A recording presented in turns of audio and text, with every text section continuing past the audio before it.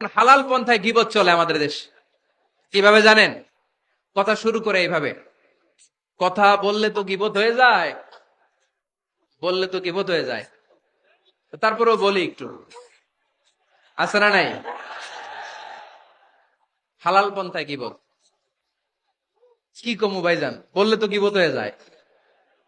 হালাল করতেছে এটা, হালাল হালাল হালাল না। বললে যদি গীবত হয়ে যায় তো বলবেন কেন? থামেন। কোন মুমিন কখনো গীবত করতে পারে?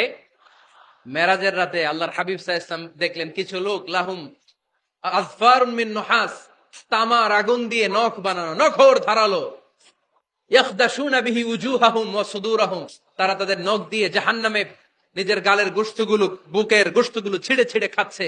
আর তাদের ব্যথা যন্ত্রণা দেখে পুরো জাহান্নামের অন্য লোকরা থারথার করে কাঁপছে। আল্লাহর হাবিব বললেন, ইয়া জিবরিল মান হুম মান হাউলা, এরা কারা? সাইয়েদনা জিবরিল বললেন, হুম আহলুল গীবাতি মিন উম্মতিক, এরা আপনার উম্মতের মধ্যে চায়ের দোকানে বসে বসে যারা গীবত করেছিল তারা।